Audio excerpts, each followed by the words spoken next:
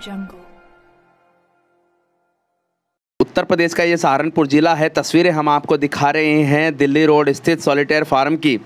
आपको बता दें, समाजवादी पार्टी के तत्वाधान में दलित मजदूर किसान सम्मेलन का आयोजन दिल्ली रोड स्थित सॉलिटेयर बैंक्वेट हॉल में किया गया, जिसमें हजारों की संख्या में दलित समाज के लोगों ने हिस्सा लिया। वहीं सबसे बड़ी बात यह रही कि 10 बजे शुरू हुए इस कार्यक्रम में 4:30 बजे तक महिलाएं, पुरुष, बुजुर्ग वक्ताओं को सुनते रहे। न किसी को भूख लगी, न ही प्यास। समा ऐसा बंधा, लोग अपनी जगह से टस से मस नहीं हुए। कार्यक्रम में पहुंचे समाजवादी पार्टी के राष्ट्रीय सचिव अकील मुर्तजा ने कहा कि भाजपा की मनमानी का शिकार हुए हर वर्ग को भ्रष्टाचार, महंगाई से जनता की कमर टूट गई है। ऐसे में अब समाजवादी पार्टी ही लोगों को राहत दिला सकती है। समाजवादी पार्टी में शामिल हुए व कार्यक्रम के संयोजक पूर्व राज्य मंत्री व वरिष्ठ दलित नेता विनोद तेजान ने कहा कि उत्तर प्रदेश में होने वाले विधानसभा चुनाव 2022 में अंतिम मौका है कि सपा की सरकार बनाई जाए। सभी जातियों, धर्मों के लोगों को मिलजुल कर अपना मत समाजवादी पार्टी व अखिलेश यादव को मुख्यमंत्री बनाने में लगाना होगा। उन्होंने कहा कि अगर ऐसा नहीं हुआ तो 2024 में होने वाले लोकसभा चुनाव में फिर से भाजपा की सरकार बनेगी। तस्वीरें हम आपको यहाँ दिखा रहे हैं कि फूल माला पहनाकर जो अतिथि यहाँ पहुँचे हैं उनका सम्मान किया जा रहा है, जिसमें अकील मुर्तजा जो राष्ट्रीय सचिव हैं समाजवादी पार्टी के, उनके बेटे नौमान मसूद वो भी यहाँ मौजूद हैं। सहारनपुर से मोनू कुमार की खास रिपोर्ट। आज के कार्यक्रम की सदारत कर रहे समाजवादी पार्टी के जिलाध्यक्ष माननीय चौधरी रुद्र सेन जी, समाजवादी पार्टी के राष्ट्रीय सचिव और समाजवादी पार्टी के राष्ट्रीय अध्यक्ष माननीय अखिलेश यादव जी के दूत के रूप में इस सम्मेलन में उपस्थित हुए राष्ट्रीय सचिव माननीय अकील मुर्तजा जी, चौधरी गफूर साहब, लियाकत अली एडवोकेट साहब और उत्तर प्रदेश सरकार में मंत्री रहे माननीय विनोद तेजान जी। आज प्रदेश और देश में क्या हालात हैं, क्या हमें करना है और क्या नहीं करना, कैसे किसान, मजदूर और बहुजन विरोधी सरकार को उखाड़ कर फेंकना है, इन सब बातों पर तो हमारे राष्ट्रीय नेता अपने विचार रखेंगे।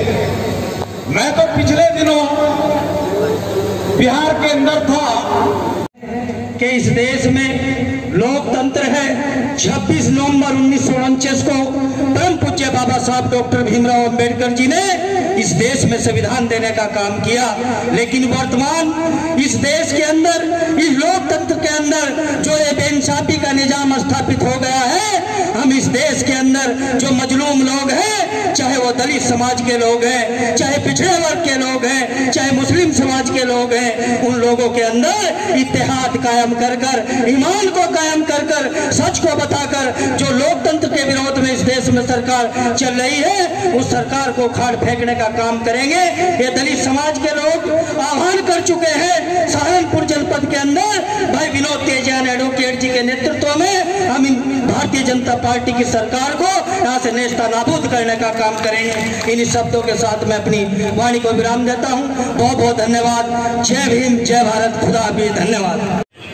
और जो हमारे भाई विनोद तेजान जी ने जो आज ये इतना बड़ा प्रोग्राम रखा है और इतना सुंदर प्रोग्राम है, और इसकी शोभा बढ़ाने के लिए हमारे बीच में हमारे मुख्य अतिथि आदरणीय अकील मुर्तजा जी, राष्ट्रीय सचिव समाजवादी पार्टी और पूर्व मंत्री और माननीय अखिलेश यादव जी के बहुत नज़दीक जाने वाले आने वाले हमारे विशेष अतिथि और उनके सपूत छोटे नौमान मुर्तजा जी, मैं उनका भी धन्यवाद करता हूँ। इस किसान दलित महासम्मेलन में, मजदूर सम्मेलन में उन्होंने आके जो हमारे 4 साल लगाए इस प्रोग्राम को, मैं उनका भी धन्यवाद करता हूँ। जितने लोग हमारे बीच में आए हैं और जितने भी अतिथि हैं, जितने नेतागण मंच पर बैठे हैं, मैं उनका भी धन्यवाद करता हूँ।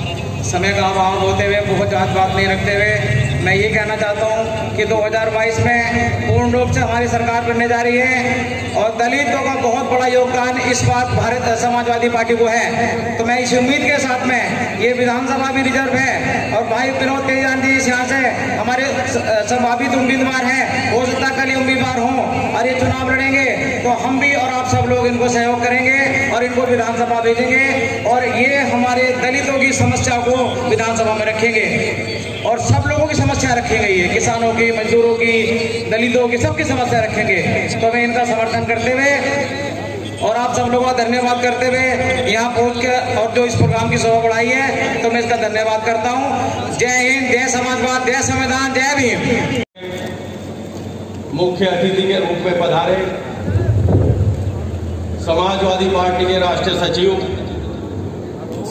हमारे बड़े भाई माइक सेट करा लो आकिल मुर्तजा जी और उनके साथ में चलकर आए समाजवादी पार्टी के स्टार प्रचारक और मुख्य प्रवक्ता के रूप में फेमस, जिनका उपयोग समाजवादी पार्टी ने उत्तर प्रदेश के बाहर भी अन्य राज्यों में पार्टी के प्रचार प्रसार के लिए किया, हमारे भतीजे, हमारे छोटे भाई नोमान मुर्तजा जी और हमारे उन्हीं के साथ में विशिष्ट अतिथि के रूप में पधारे पूर्व हमारे एमएलसी प्रत्याशी प्रोफेसर धर्मेंद्र यादव जी,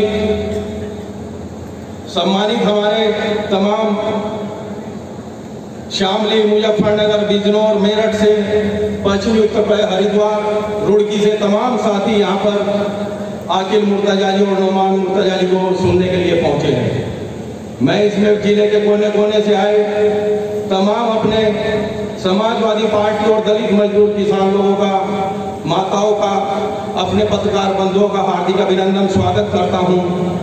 और हमारे जिले में समाजवादी पार्टी को नई पहचान और नई मजबूती से खड़ा करने वाले, जब समाजवादी पार्टी की सरकार गई और उसके बाद योगी जी मुख्यमंत्री बने, उसके तुरंत बाद सहारनपुर में माननीय राष्ट्रीय अध्यक्ष श्री अखिलेश यादव जी को बुलाकर उनका ऐतिहासिक सम्मेलन स्वागत करने वाले ऐसे शानदार जानदार जिला अध्यक्ष चौधरी रुद्र सेन जी और उनके साथ हमारी पार्टी में आए बहुजन समाज पार्टी के लगभग 15 सालों तक यहाँ पर संस्थापक जिला अध्यक्ष भाई लियाकत अली एडवोकेट जी और उनके भाई आलम भाई लगातार समाजवादी पार्टी को मजबूत करने का काम कर रहे हैं। एक तो बसपा में जो भगदड़ मची है, क्योंकि अब सब लोग समझ गए हैं कि वोट के बंटवारे से फायदा नहीं है, केवल माननीय अखिलेश यादव जी और समाजवादी पार्टी ही एक ऐसी पार्टी है जो जात और धर्म,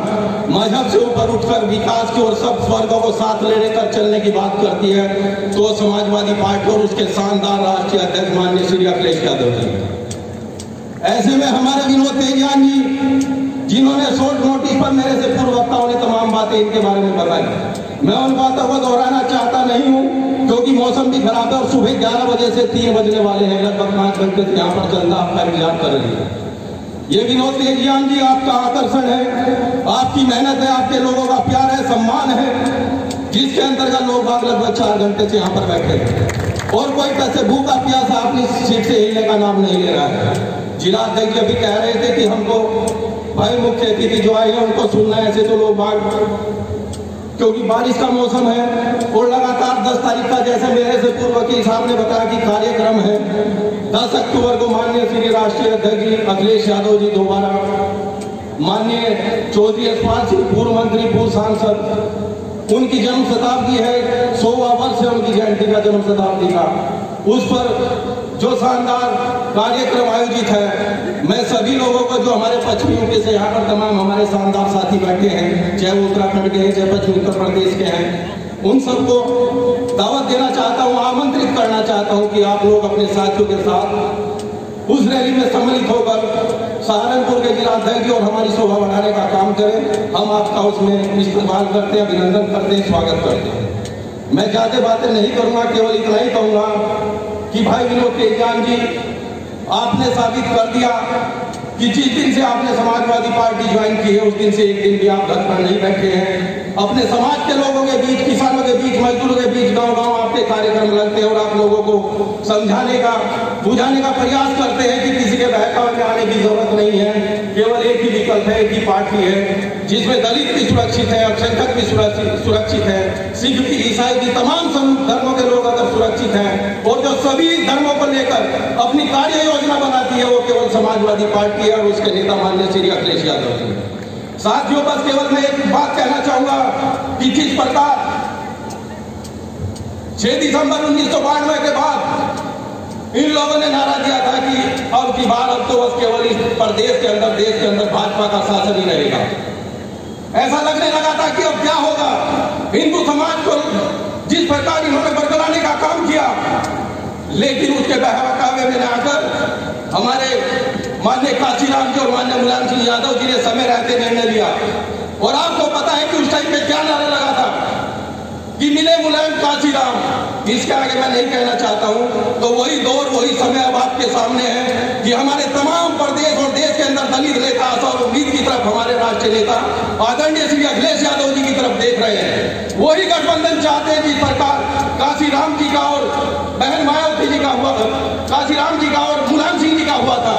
लेकिन साथियों, दलित और दौलत के अंतर को बहन जी नहीं समझ पाई। किस प्रकार भारतीय जनता पार्टी ने हमारे बहन बेटियों के साथ अत्याचार किया, किस प्रकार हमारे दलित समाज के लोगों का उत्पीड़न हुआ, किस प्रकार हमारे किसान दिल्ली धरने पर बैठे। इस प्रकार तमाम व्यापारी हो, किसान हो, नौजवान हो, संघर्ष समाज हो, तमाम लोगों का उत्पीड़न करने का काम इस सरकार में हुआ है। आज जो इन्होंने जुमले की सरकार बनाई थी, जो लोगों को 15-15 लाख की बात की थी, किसानों की दुगनी आय करने की बात की थी, साथियों अब जनता इनके बहकावे में आने की वाली नहीं है। समाजवादी पार्टी और आदरणीय अखिलेश यादव जी 2022 में सरकार बनाने वाले हैं। मैं भी एक कार्यकर्ता के रूप में ना कोई पद चाहिए, ना टिकट चाहिए, हमको केवल 2022 में अखिलेश जी की सरकार चाहिए। जय हिंद, जय समाज। हिंदुस्तान के मुस्तकबिल को लिखने वाले तमाम दबे कुचले मजदूर अक़लियतों के बुनियादी हक हकूक़ को अपने संविधान में समाहित करने वाले डॉक्टर बी आर अम्बेडकर साहब और समाजवादी पार्टी के जिनकी नीतियों पर, जिनके सिद्धांतों पर समाजवादी पार्टी चलने का काम कर रही है, डॉक्टर राम मनोहर लोहिया जी की विचारधारा जिसको समाजवादी पार्टी अपने साथ लेकर चलने का काम कर रही है, इन तमाम महान शख्सियत को अपनी खराज से अभिनंदन पेश करते हुए आज के दलित मजदूर किसान सम्मेलन के जनाब सदर हमारे जिलाध्यक्ष आदरणीय चौधरी गुलशन जी, इस प्रोग्राम के कन्वीनर, तमाम तक दबे कुचले वंचित दलित समाज के क्रांतिकारी नेता भाई विनोद तेजान जी, हमारे दरमियान में बाहर से आए हमारे मेहमान खसूसी जनाब आकिल मुर्तजा साहब, जनाब डॉक्टर प्रोफेसर धर्मेंद्र यादव जी और उनके साथ है तमाम अहम शख्सियत, मंच पर हमारे साबिक सदर लोहियावानी, राष्ट्रीय लोहियावानी जनाब चंद्रशेखर यादव जी, अब्दुल गफूर साहब, इंतखाब आजाद साहब, भाई देवी कश्यप जी, एडवोकेट ओमी पवार जी और आलम राणा जी, और मंच पर तमाम हमारे काबिल एहतराम बुजुर्गान नौजवान दोस्तों, माज शक्ति साथियों, लंबे समय से ये प्रोग्राम चल रहा है। दोस्तों, मैं आपसे कहना चाहता हूं, आजाद भारत में आजादी के 70 सालों के लंबे मूवमेंट के बाद ऐसा कौन सा कारण बना कि जिससे भारतीय जनता पार्टी आरएसएस जैसी सांप्रदायिक ताकतों को हिंदुस्तान और उत्तर प्रदेश की गद्दी पर काबिज होना पड़ा। ये इस मुल्क की बदकिस्मती है और कहीं ना कहीं हमारी भी गलतियां रही होंगी जिनकी वजह से इन्हें आज हिंदुस्तान की गद्दी पर ये लोग काबिज हुए। धर्म के नाम पर, नफरत की बुनियाद पर ये लोग हिंदुस्तान में काबिज हुए। जिस तरीके से हमारे मुल्क में अंग्रेज व्यापार करने की नियत से आए थे और उन्होंने ईस्ट इंडिया कंपनी के नाम पर हिंदुस्तान को गुलाम बनाने का काम किया था, आज फिर इस देश को गुलाम बनाने की साजिश हो रही है। आज जिस तरीके से Modi ji east India company के नाम पर अडानी और अंबानी को इस मुल्क को गुलाम बना देना चाहते हैं। दोस्तों, मैं आपसे कहना चाहता हूं, आज जहां पूरी की पूरी मानवता को हिंदुस्तान में खतरा पैदा हो गया, तमाम बुनियादी मसाइल तमाम लोगों के सामने मुंह भाई खड़े हैं, बेरोजगारी चरम सीमा पर है, आज किसान मर रहा है, मजदूर मर रहा है। दोस्तों, मैं आपसे कहना चाहता हूं कि 9-10 महीने से दिल्ली के बॉर्डर पर हमारे देश का किसान उन काले कानूनों को लेकर जो किसानों के गले का फंदा बनने का काम कर रहे हैं, उन काले कानून के खिलाफ हमारे देश का किसान 9 महीने से दिल्ली के बॉर्डर पर बैठा हुआ है। लेकिन मौजूदा हुकूमत, उसके एजेंडे में किसान मजदूर नहीं है। इस मुल्क को बेचना चाहते हैं अडानी अंबानी के नाम पर। लेकिन दोस्तों, मैं आपको यकीन दिलाना चाहता हूं, Samajwadi Party union of India को union of Adani, union of Ambani नहीं बनने देगी। ये किसानों का मुल्क है, मजदूरों का मुल्क है। और आज हमारे नेता राष्ट्रीय अध्यक्ष जी अखिलेश यादव जी तमाम दलित, दबे कुचले, तमाम मजलूम लोगों, किसानों को, मजदूरों को साथ लेकर चलने का काम कर रही है। तमाम छोटी छोटी पार्टियों से गठबंधन करके एक मजबूत आधार उन्होंने उत्तर प्रदेश में बनाने का काम किया है। आज वो उस विचारधारा के खिलाफ डटकर काम कर रही है जो विचारधारा हमारे मुल्क में काम कर रही है। तो मैं आपसे कहना चाहता हूं कि अंग्रेज हमारे मुल्क में लूटने की नीयत से आए थे और जिस तरीके से उन्होंने हमारे देश की तमाम तर कीमती चीजों को लूट कर अपने साथ ले जाना था, अंग्रेजों का मकसद लूटने का था। मैं पूछना चाहता हूं, भाजपा का क्या मकसद है? जब 26 जनवरी 1950 को हिंदुस्तान के आईन को, दस्तूर को लागू कर दिया और एक रास्ता निकाल दिया, जमहूरियत के रास्ते पर चलते हुए हिंदुस्तान की तरक्की और खुशहाली के लिए काम करेंगे, चर्चा इस बात पर ना हो कि लोगों को धर्म के नाम पर, मजहब के नाम पर भड़का दिया जाए या हिंदुस्तान की सवारी को भी बिगाड़ने की कोशिश की जाए या बिगाड़ दिया जाए। तो मैं आपसे कहना चाहता हूँ, हिंदुस्तान के तमाम लोगों के मसाइल को समाधान ढूंढने का काम करें। और मैं इसी के साथ आप लोगों से कहना चाहता हूँ कि हमारा एक ही मकसद है, हम चाहते हैं इस देश के तमाम तक दबे कुचले गरीब मजलूम लोग, आज उत्तर प्रदेश की जनता हमारे राष्ट्रीय अध्यक्ष अखिलेश यादव की तरफ देखने का काम कर रही है।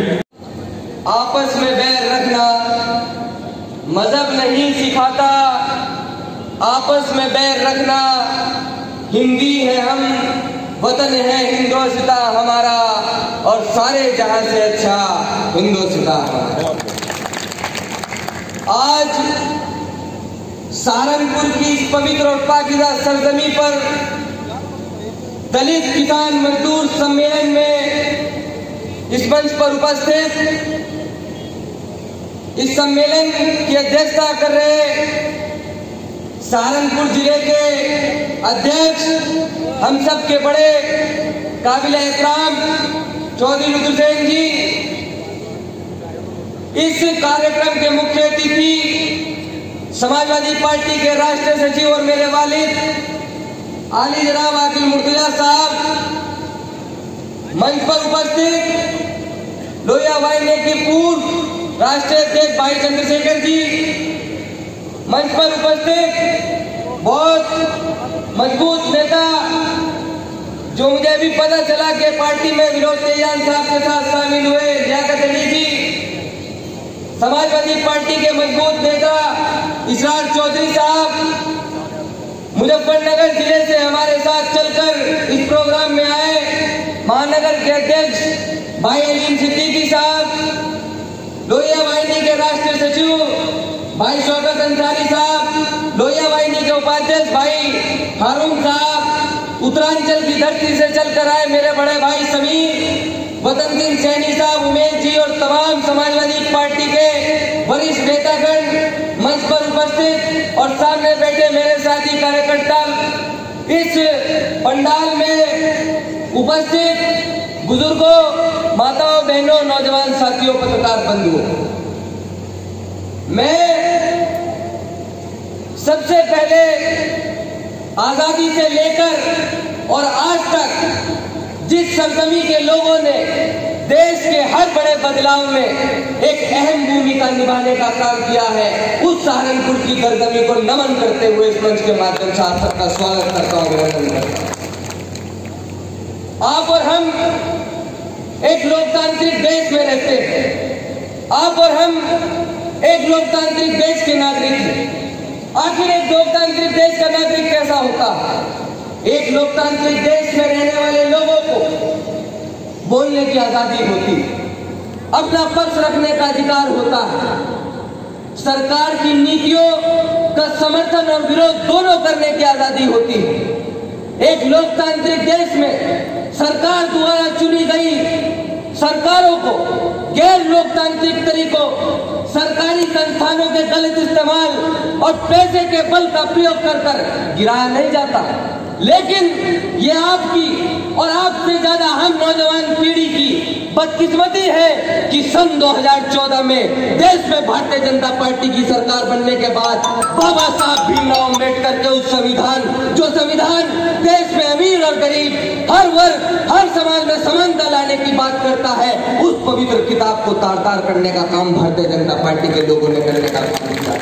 उस पवित्र संविधान से अपमान करने का काम इन भारतीय जनता पार्टी के लोगों ने किया है। हिंदुस्तान का इतिहास इस बात का गवाह है कि इस हिंदुस्तान पर, जिसे सोने की चिड़िया कहा जाता था, 200 साल अंग्रेजी ताकतों ने हुकूमत करने का काम किया था। और जब मुल्क में रहने वाले लोगों पर जुल्म की इंतहा हो गई तो इस देश में रहने वाले गरीब, किसान, मजदूर, नौजवान, माताएं, बहनें, ऊंचे नीचे, अगले पिछड़े, हर समाज, हर वर्ग के लोगों ने यह तय किया था कि अपने मुल्क से गोरों को भगाना है। और जब देश में बदलाव की क्रांति का आगाज हुआ तो इस देश से गोरों को देश छोड़कर भागना पड़ा था।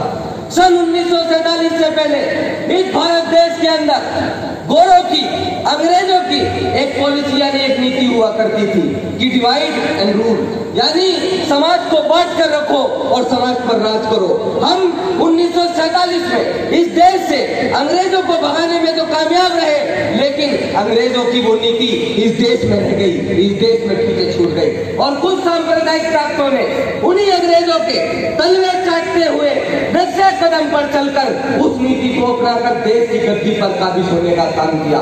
लेकिन मैं कहना चाहता हूँ कि यह हिंदुस्तान हिंदू मुस्लिम भाईचारे का देश है, यह हिंदुस्तान आपसी प्रेम, आपसी मोहब्बत का देश है। हिंदुस्तान की परिभाषा वो कभी नहीं हो सकती जो भारतीय जनता पार्टी और आरएसएस के लोग देना चाहते हैं। हिंदुस्तान की परिभाषा वही रहेगी कि इस देश के खेतों में जो गन्ना हिंदू भाई उगाता है वही गन्ना मुसलमान भाई भी उगाने का काम करता है, जो धान हिंदू भाई उगाता है वही अनाज मुसलमान भाई भी काटने का काम करता है, जो रोटी हिंदू माता बनाती है वही रोटी मुसलमानों के बच्चे भी खाने का काम करते हैं। जिन अस्पतालों में हिंदुओं का इलाज होता है उन्हीं अस्पतालों में कुछ डॉक्टर मुसलमान भी काम किया करते हैं। जो कावड़ हिंदू भाई उठाता है उस कावड़ को बनाने वाले कारीगर मुसलमान हुआ करते हैं। तो ये भारतीय जनता पार्टी के लोग केवल आप लोगों को बांटकर, आप लोगों के बीच फूट डालकर केवल और केवल देश में राज करना चाहते हैं। और आज इस स्थिति को देखकर मुझे एक शेर याद आता है कि कोई कहता है हिंदू खतरे में है, कोई कहता है मुसलमान खतरे में है, कोई कहता है हिंदू खतरे में है, कोई कहता है मुसलमान खतरे में है। धर्म का चश्मा उतार कर देखो यारो, तुम्हें पता चलेगा कि ये हिंदुस्तान खतरे में है, ये हिंदुस्तान खतरे में। उत्तर प्रदेश देश का सबसे बड़ा सूबा, देश का सबसे बड़ा राज्य है। उत्तर प्रदेश में पिछले 4.5 सालों से भारतीय जनता पार्टी और योगी आदित्यनाथ जी की सरकार है। 2017 के विधानसभा चुनाव में जब भारतीय जनता पार्टी उत्तर प्रदेश में आदरणीय अखिलेश यादव जी की विकास वाली सरकार को हटाने के लिए चुनाव लड़ रही थी, तो देश की सरकार ने और भारतीय जनता पार्टी के लोगों ने उत्तर प्रदेश के लोगों से अनेकों वादे किए थे। मैं आज इस मंच के माध्यम से वो वादे आप लोगों के बीच दोहराना चाहता हूँ और हर वादे पे एक सवाल आप लोगों से पूछना चाहता हूँ। जहां तक मेरी आवाज जा रही है आपसे गुजारिश करना चाहता हूँ कि दोनों हाथ उठाकर बुलंद आवाज में उन सवालों के जवाब देने का काम करना। भारतीय जनता पार्टी ने 2017 में ये वादा किया था कि सरकार बनने के बाद 2022 तक देश के किसानों की आय दोगुनी हो जाएगी। किसी की आय दोगुनी हुई है क्या? आवाज नहीं आई सहारनपुर वालों? किसी की आय दोगुनी हुई है क्या? भारतीय जनता पार्टी के लोगों ने 2017 में ये वादा किया था कि सरकार बनने के बाद 14 दिन के अंदर गन्ना किसानों का बकाया का भुगतान किया जाएगा। किसी का भुगतान हुआ है क्या भाइयों? भारतीय जनता पार्टी के लोगों ने ये वादा किया था कि 2022 तक 70 लाख नौजवानों को उत्तर प्रदेश में रोजगार देने का काम किया है। क्या किसी एक नौजवान को रोजगार मिला है?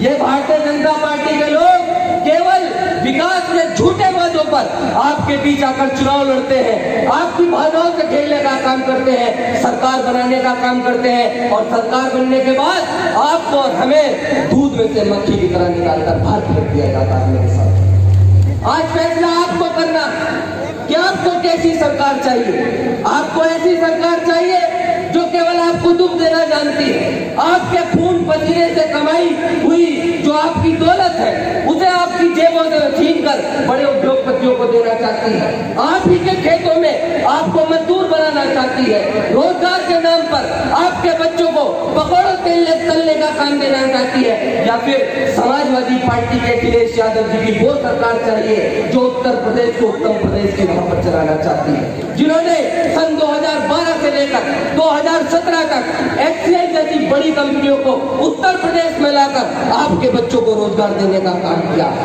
उत्तर प्रदेश के विभिन्न हिस्सों में मेट्रो चलाने का काम किया, सिंचाई का पानी मुफ्त देने का काम किया, किसानों का कर्ज माफ करने का काम किया, दलितों का सम्मान करने का काम किया, अल्पसंख्यकों का सम्मान करने का काम किया, बुनकरों को बिजली के बिल में छूट देने का काम किया। तो ये फैसला आपको करना है मेरे साथ।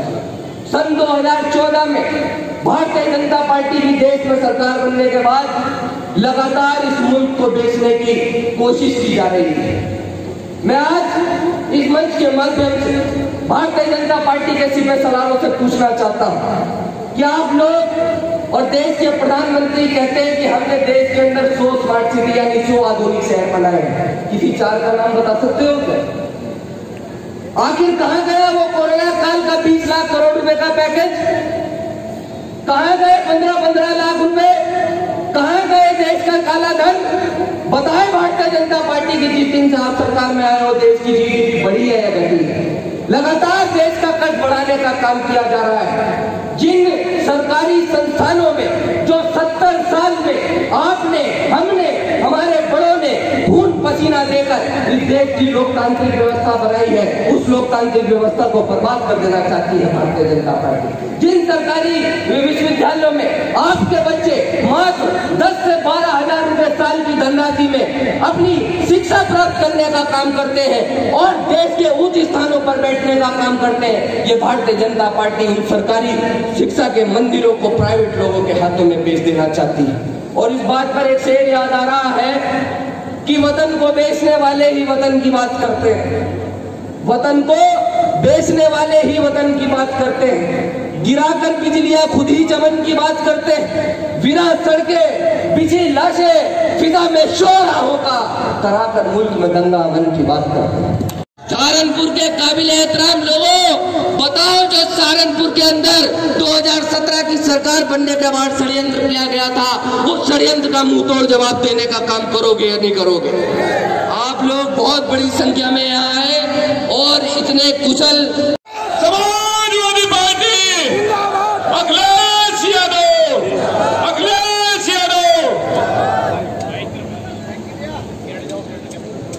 दुनिया का सबसे अच्छा और जनता को सबसे ज्यादा अधिकार देने वाला भारत का जो ये संविधान है, इसके रचयिता परम पूज्य बाबा साहब डॉक्टर अम्बेडकर और उनके बहुत गहरे साथी ये जो मैं दलित मजदूर और किसान सम्मेलन कर रहा हूं, ये बहुत बड़ी ऐतिहासिक घटना होगी, क्योंकि जिस महापुरुष के सिद्धांत पर समाजवादी पार्टी चलती है, कुछ गद्दार लोगों ने इस देश में, साहब काशीराम जी ने तो हाथ मिला दिया था उनसे, जिनके सिद्धांतों पर समाजवादी पार्टी चलती है, लेकिन कुछ गलत लोगों ने सारा सत्यानाश कर दिया वरना बाबा साहब डॉक्टर अंबेडकर और राम मनोहर लोहिया एक बहुत बड़े पक्के और सच्चे नेता ही नहीं थे, एक बहुत गहरे दोस्त भी थे, बहुत गहरे विचारक थे। और दोनों का जो बाबा साहब की स्पीच और राइटिंग्स है, बाबा साहब जब इस देश में अपना दल बनाना चाहते थे, अपनी पार्टी बनाना चाहते थे, तो लोहिया को ही मानने और लोहिया को ही अपनी पार्टी का राष्ट्रीय अध्यक्ष बनाना चाहते थे। दोनों नेताओं के बीच में पहले टेलीफोन नहीं थे, जो लेटर जो पत्र लिखे गए वो बाबा साहब की स्पीच और राइटिंग्स में लगे हुए हैं, 6 के 6 पत्र। किस तरह से बाबा साहब लोहिया जी से बात कर रहे हैं और लोहिया जी कह रहे हैं कि डॉक्टर साहब भारत की आजादी के सच्चे योद्धा थे, लेकिन हम गलत लोगों के साथ खड़े हो गए और जिसका नतीजा यह हो गया कि चुनाव में तो सरदार पटेल जीते 14 वोट लेकर के, लेकिन जिनको 3 वोट मिली वो देश के मालिक हो गए। आपने हमें पहले ही सावधान किया था। ये मेरे भाइयों, ये मैं नहीं बोल रहा है, बाबा साहब की स्पीच और राइटिंग्स में लोहिया जी के लिखे हुए पत्र लगे हुए हैं, पत्र लेटर फोटो स्टेट लगे हुए। मैं उनको श्रद्धांजलि अर्पित करता हूँ। कुछ लोगों ने इन दोनों परिवारों को अलग अलग करने का काम किया और आपने देखा होगा कि मैं तो केवल 2 तारीख में पार्टी में शामिल हुआ, 15 तारीख को पार्टी का अधिकृत कार्यक्रम मिला और लगातार मैं पिछले 5-6 दिन से खास तौर से टारगेट करते हुए, क्योंकि जिन लोगों को मैं जोड़ना चाहता हूं, मैं जुड़ी जुड़ाई वोट के ऊपर राजनीति नहीं करना चाहता, बल्कि मैं काम करना चाहता हूं, ऐसे लोगों को लाना चाहता हूं जिनको जोड़ना बहुत बड़ी चुनौती है समाजवादी पार्टी के झंडे के नीचे लाना। तो आज और तमाम संत और महापुरुषों के चरणों में श्रद्धा सुमन अर्पित करते हुए मैंने इन दोनों महापुरुषों के विषय में आपके सामने रखा। और भी बहुत सारे लोग हैं जिन्होंने इस देश की आजादी की लड़ाई लड़ी, उन सबको श्रद्धांजलि अर्पित करता हूं। मंच पर समाजवादी पार्टी के राष्ट्रीय सचिव और माननीय अध्यक्ष के बहुत ही गहरे विश्वास पात्र सम्मानित आकिल मुर्तजा साहब, अभी हमारे क्षेत्र से एमएलसी का चुनाव लड़े और तमाम जितने मुद्दों पर जो SC/ST के मुद्दे हैं, खासतौर से पढ़ने वाले लोगों के, प्रोफेसर्स के, सरकारी कर्मचारियों के, उनके प्रति काफी मुखर रहते हैं, लिखते रहते हैं। अंग्रेजी के अखबारों में भी हमने आपको पढ़ा है। प्रोफेसर धर्मेंद्र यादव जी समाजवादी पार्टी के प्रवक्ता हैं। आज के हमारे इस कार्यक्रम के दलित किसान मजदूर सम्मेलन के सम्मानित अध्यक्ष ही नहीं बल्कि एक बहुत बड़े जनाधार वाले नेता, लोकप्रिय नेता, और हम तो वो भाग्यशाली हैं कि हमने चौधरी साहब के जो पिताजी जो हमारे भी आदरणीय थे, हमको उनके साथ भी काम करने का मौका मिला और आज हम आपके नेतृत्व में भी काम करने का मौका मिलने जा रहा है। चौधरी रुद्र सेन साहब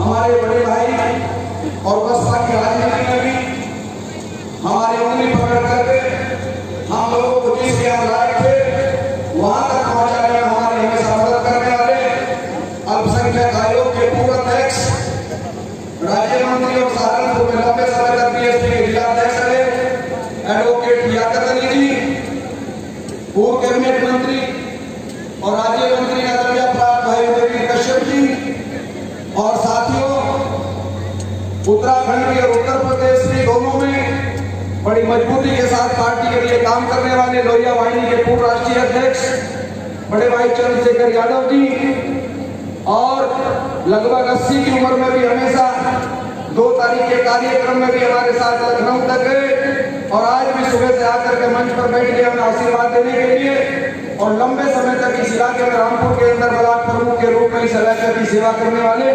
सम्मानित चौधरी श्याम सिंह जी, और जो अभी अभी बोल करके आपके बीच से गए, जिनका परिचय मैंने आपको कराया कि पार्टी के लिए बहुत कम उम्र में जिनका बहुत बड़ा योगदान है, 8 साल की उम्र में ही जिन्होंने पार्टी के लिए, माननीय मुख्यमंत्री जी के लिए, माननीय अखिलेश यादव जी के लिए, माननीय नेताजी के लिए विभिन्न मंचों पर पार्टी का प्रतिनिधित्व किया। हमारे छोटे भाई और समाजवादी पार्टी के नन्हे सिपाही के रूप में जिनको जाना जाता है पूरे देश में, नौमान मुर्तजा जी,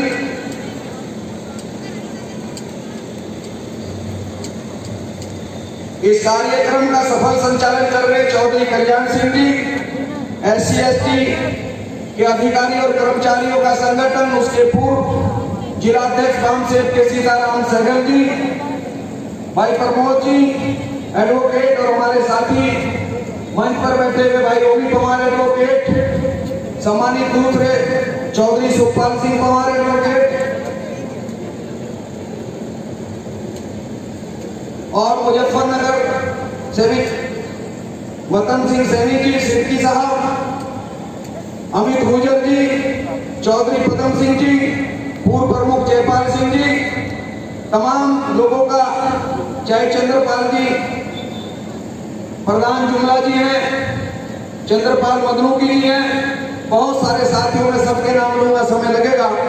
मैं केवल ये कहना चाहता हूं कि 15 तारीख से हम लोग इस कार्यक्रम में लगे, और मैं कार्यक्रम के लिए थोड़ा समय चाहता था, क्योंकि मैं जानता हूं कि साथियों जिस रास्ते पर मैं चल रहा हूं, जिसकी तरफ मैं जा रहा हूं, पिछले 30 साल के अंदर इन दोनों वर्गों के अंदर एक बहुत बड़ा मतभेद पैदा करने का, एक बहुत बड़ा षड्यंत्र करने का काम उत्तर प्रदेश में नहीं पूरे देश में हुआ। अगर ये षड्यंत्र इस देश में ना होता तो मान्यवर काशीराम 1996 में भारत के प्रधानमंत्री होते, काशीराम जी भी प्रधानमंत्री होते, और एक दिन मुलायम सिंह नेताजी भी भारत के प्रधानमंत्री होते, और इस देश के संविधान के अगर 50 पेज इन दोनों नेताओं के रहते हुए भारत में लागू हो जाते तो ये देश पूरी दुनिया में महाशक्ति बन जाता, पूरी दुनिया में सोने की चिड़िया बन जाता। जिन गद्दारों ने ये दूरियां पैदा की, अगर इतिहास के पन्नों में ले जाने का काम करूं तो बाबा साहब ने खुद अपनी कलम से लिखा है कि महाराष्ट्र के महारो और उत्तर भारत में जिसको हम चमार और जाटा बोलते हैं, ये जो दलितों की 1550 जातियां हैं, इनमें से डिफाइन किया कि अगर ये यादव और कुर्मियों के साथ, और कुर्मी मेरे भाइयों, कुर्मी वही है जो पश्चिम उत्तर प्रदेश में गुर्जर है, वही बरेली से आगे कुर्मी है, और वही गुजरात के अंदर पटेल है, और वही महाराष्ट्र के अंदर मराठा है। खुद बाबा साहब ने कहा अगर चारों मिलकर के इस देश के 2 दर्जन जातियों को भी अपने साथ लेकर के राजनीति कर लो भारत में, तो 5 साल की सरकार नहीं बल्कि लंबी अवधि का राज करोगे, हजारों साल भारत पर राज कर सकते हो। इतिहास है। अब दुश्मन इस बात को जानता था, इसलिए बहुत बड़ा राखी का षड्यंत्र हुआ। 96 में जब देवगौड़ा जी आए, मात्र 40 MP उनके पास थे, 8 MP उनके गठबंधन के थे, और माननीय मुलायम सिंह जी, हरकिशन सुरजीत जी और चौटाला जी, इन सब की मदद से देवगौड़ा जिस देश के प्रधानमंत्री बने। जबकि अगर सपा बसपा का गठबंधन ना टूटता, ये फर्जी राखियां ना बांधी जाती, तो मान्यवर काशीराम साहब का नाम तय था। 1995 की फरवरी के इंडिया टुडे की किताब पढ़ लो, फ्रंट पेज पर छपा हुआ है कि ये काशी कौन है, और सारी प्लानिंग लीक हो गई, और ये सारा का सारा षड्यंत्र हो गया। नहीं तो मेरे भाइयों, ये गद्दार लोग जो किसानों की जमीनें छीन करके भारत को 300 साल पुराने उसमें ले जाना चाहते हैं, जब हम लोग छान और झोंपड़ियों में रहते थे, यही तो सारा हो रहा है। ये उसी भारत की तो बात करते हैं जिसमें कूद कूद करके बोलते हैं कि हम नए भारत का निर्माण करेंगे। बाबा साहब कहते हैं जो बोलते हैं उसका उल्टा समझना। अगर ये कहते हैं हम नए भारत का निर्माण करेंगे, तो ये जो जमीनों के 3 कर्जी काले कानून है, ये जमीन उन्हीं को देना चाहते हैं जिनके पास 300 साल पहले होती थी, जो खेतों की तरफ नहीं आते थे। खेत में गुजर काम करता था, जाट काम करता था, मुसलमान काम करता था, मेरा दलित भाई काम करता था, 36 जातियां खेतों में काम करती थी। लेकिन जिनके नाम खेत थे वो कभी खेतों की तरफ नहीं आते थे। ये दोबारा वो आज पूंजीपति हो गए, उन पूंजीपतियों को इस देश की खेती देना चाहते हैं। इसलिए हम कार्यक्रम कर रहे हैं कि तमाम किसान अपने हक की लड़ाई लड़ रहा है। दिल्ली में अभी आपने देखा होगा मुजफ्फरनगर में कितना जनसैलाब था, लेकिन ये जो मेरा मजदूर भाई है, इसको पता ही लड़ाई लड़ रहा है, पूरे देश के मजदूरों की लड़ाई लड़ रहा है। चूंकि अगर MSP खत्म होगा तो सरकार की खरीदारी बंद होगी। अगर सरकार खरीदना बंद करेगी तो ये जो भारत में कश्मीर से लेकर कन्याकुमारी तक 2 रुपए किलो, 3 रुपए किलो, आज 80% लोग हैं, 80% ऑनलाइन में सारा डाटा, 80% लोग PDS के सिस्टम की जद में है। ये सारे के सारे इससे प्रभावित होंगे, और ये इस तरह से खत्म हो जाएगा कि 1 साल बाद ही कहेंगे कि भाई गोदामों में गेहूं चावल नहीं है, अब हम आपको सब्सिडी देंगे। और सब्सिडी का हाल वो होगा, 1-1.5 साल सब्सिडी देकर सब्सिडी इस तरह से साफ हो जाएगी जैसे आपने देखा होगा जब नरेंद्र मोदी सरकार भारत में आई तो सिलेंडर 330 रुपए का था और 400 रुपए का हुआ 200 रुपए सब्सिडी में भेजे, 600 का हुआ 300 सब्सिडी में भेजे और आज सिलेंडर 900 से ऊपर है और सब्सिडी समाप्त हो गई है। इसी तरह से आपकी थाली में से गेहूं चावल और आपकी रोटी साफ करने का अभियान अंदर अंदर चल रहा है। आपके लिए जो लड़ रहे हैं उनका आपको पता नहीं है और जो आपको बेचने का काम करते हैं वो आपके नेता बने हुए हैं। इसलिए मैंने सम्मानित आके मुर्तजा साहब पार्टी के जिला अध्यक्ष और तमाम नेताओं से गुजारिश की थी कि मैं इस कार्यक्रम को की एक शुरुआत करना चाहता हूँ, इन दोनों लोगों को नजदीक लाना चाहता हूँ। सम्मानित साथियों, आपको पता है कि आज तो पार्टी के जिम्मेदार लोग यहाँ बैठे हुए हैं।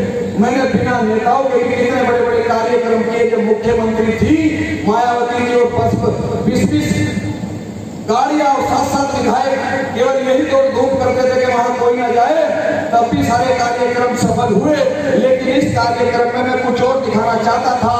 इस कार्यक्रम में सभी समाजों के लोग हैं, 36 जातियों के समाज के भाई यहाँ मौजूद हैं। लेकिन मैं हाथ जोड़ से करके ईमानदारी से पूछना चाहता हूँ, हाथ उठवा करके, कि दलित समाज के कितने लोग इस कार्यक्रम में मौजूद हैं।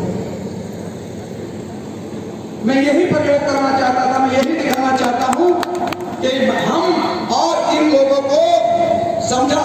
और ये भी बता दो ईमानदारी से कि ये जो रास्ता है, एक तरफ आपकी रोटी साफ करने का, दूसरी तरफ जमीनें खत्म करके पूंजीपतियों को देने का, और तीसरी तरफ इससे भी बड़ा भयानक षड्यंत्र देश में चलता जा रहा है। आपको इसका पता नहीं है और ये सारा का सारा इसलिए संभव हो रहा है चूंकि इस देश में जो हमारे नेता बने हुए हैं वो कहते हैं हम तो अकेले लड़ेंगे। देश में जिस पार्टी की सरकार, जिसका देश में प्रधानमंत्री, जिनका राष्ट्रपति, 20 राज्यों में जिनकी सरकार है, सारा सुप्रीम कोर्ट जिनके कब्जे में, 550 जिलों में जिनके डीएम और एसएसपी, वो 22 दलों का गठबंधन बना करके इस देश में चुनाव मैदान में उतरते हैं और हमारा बेवकूफ बनाने वाले कहते हैं कि हम तो अकेले चुनाव लड़ेंगे। हरियाणा के अंदर भी यही हुआ। अगर बसपा दुष्यंत चौटाला से गठबंधन ना तोड़ती तो बीजेपी 1000% हारती। दुष्यंत 10 सीटें जीत करके आज उप मुख्यमंत्री है। कहीं जी ने गठबंधन किया था लेकिन गठबंधन चुनाव से 1 महीने पहले तोड़ दिया। अगर गठबंधन ना तोड़ती तो चौटाला के पोते दुष्यंत 22 सीटों पर दूसरे नंबर पर 10 सीटें जीत करके लाए, सीटें 32 हो गई। और बहन जी, जब 2 महीने की पार्टी चौटाला के पोते दुष्यंत की 34 सीटों पर दूसरे नंबर पर रह सकती है तो मेरे भाइयों, बहन जी की 40 साल पुरानी 35 सीटें आती नहीं हरियाणा के अंदर, लेकिन बहन जी ने बीजेपी को जीतने का मौका दिया, कहा हम तो अकेले लड़ेंगे। 1 महीने पहले गठबंधन तोड़ दिया। यही बिहार के अंदर हुआ और उत्तर प्रदेश में भी यही खतरा है। इसलिए मैं भले फिजिकल रूप से आज आपके बीच में हूँ, 2 तारीख में आया हूँ, लेकिन कुछ लोग जानते होंगे कि मैं 1 जनवरी 2017 से इस प्रयास में था कि किसी तरीके से मैं इस परिवार से जुड़ करके जो ये मेरा समाज जिसको भटका रखा है गलत रास्ते पर, अब इस देश को बचाने का, किसान को बचाने का, मजदूर को बचाने का, जमीनों को बचाने का और अपने घर और मकान बचाने का केवल और केवल आखिरी रास्ता अखिलेश यादव और समाजवादी पार्टी, इसके अलावा कोई रास्ता नहीं है। कोई दूसरा रास्ता इस देश में नहीं है। नहीं तो मेरे भाइयों, एक तरफ बसपा में हमारा वोट और दूसरी तरफ असपा में हमारा वोट। हमने उनको भी समझाने की बहुत कोशिश कर ली कि मिलकर के सब लोग चलो। जब देश का प्रधानमंत्री 22 दलों का गठबंधन करके चुनाव लड़ते हैं तो हम लोग इकट्ठे होकर के ये काम क्यों नहीं कर सकते।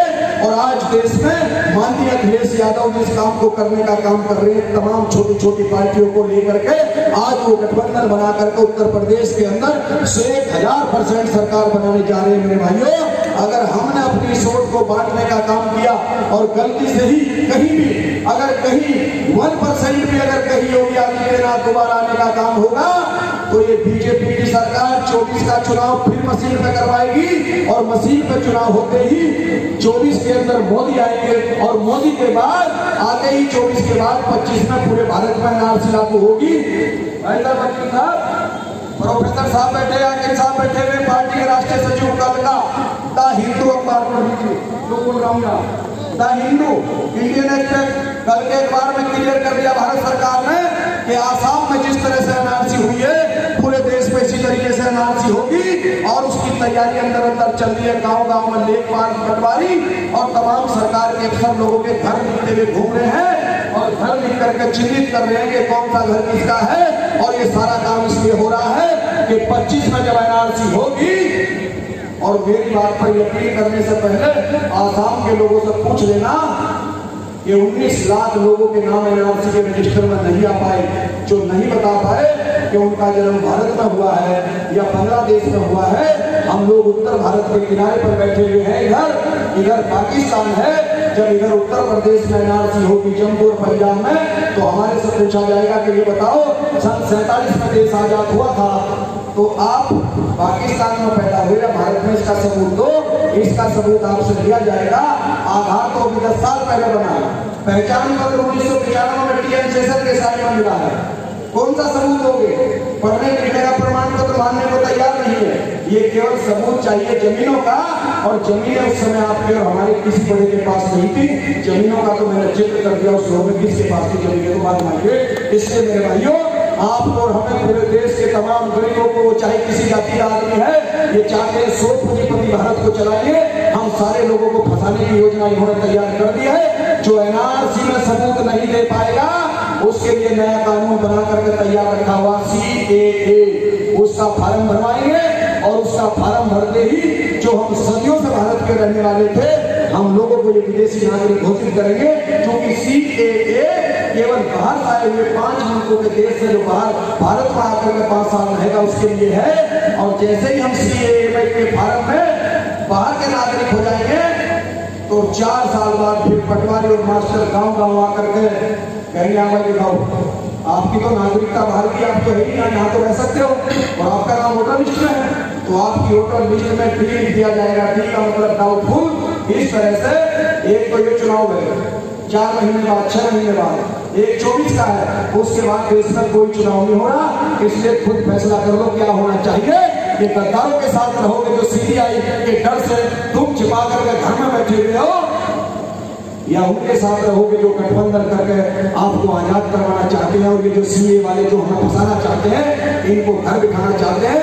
उत्तर प्रदेश में माननीय अखिलेश यादव की सरकार होगी, और ये मैं कह रहा हूं कि मुझे गर्व है इस बात का। मैं 2 तारीख में पार्टी में शामिल हूं आप सबके प्रयास से, और 4 दिन पहले माननीय अखिलेश यादव जी का बयान ही नहीं आया, बल्कि तमाम अखबारों में फ्रंट पेज पर छप गया कि DM और EM दोनों से सावधान रहना। EVM, इलेक्ट्रॉनिक वोटिंग मशीन, तो ये संकेत दे रहा है कि उत्तर प्रदेश में समाजवादी पार्टी की सरकार होगी, तो 24 में मशीन पे नहीं, बैलेट पे चुनाव होगा।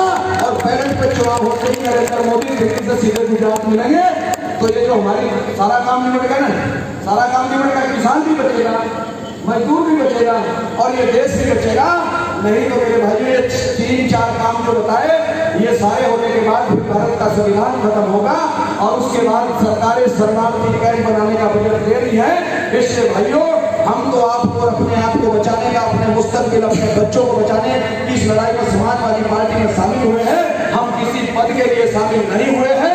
हम तो माननीय अखिलेश यादव जी और मंच में बैठे हुए नेताओं को मजबूत करना चाहते हैं। अपना योगदान जो भी हमारे बस का, तन मन धन से हर तरह से इनको सहयोग करेंगे। और आप लोग सुबह 10 बजे से बैठे हुए हैं। आज कभी बारिश हो रही है, कभी बंद हो रही है। ये सुबह से ही चल रहा है, सुबह 6 बजे से चल रहा है। लेकिन उसके बावजूद भी जिस धैर्य के साथ आपने परिचय दिया, बैठे रहे, आपका ये एहसान है मेरे ऊपर। और मैं जब भी समय मिलेगा तो मैं इसकी भरपाई की पूरी कोशिश करूंगा। हाथ जोड़ करके आपसे अपील करता हूं कि जब तक माननीय मुख्य अतिथि जी नहीं बोलेंगे, तब उससे पहले यहां से कोई उठेगा नहीं। और उनके बोलने के बाद सम्मानित अध्यक्ष जी चौधरी रुद्र सेन जी सभा की समापन की घोषणा करेंगे। उसके बाद ही हम लोग यहाँ से उठेंगे। बहुत बहुत धन्यवाद। जय भीम, जय भारत, जय हिंद, जय भारत, खुदा हाफिज।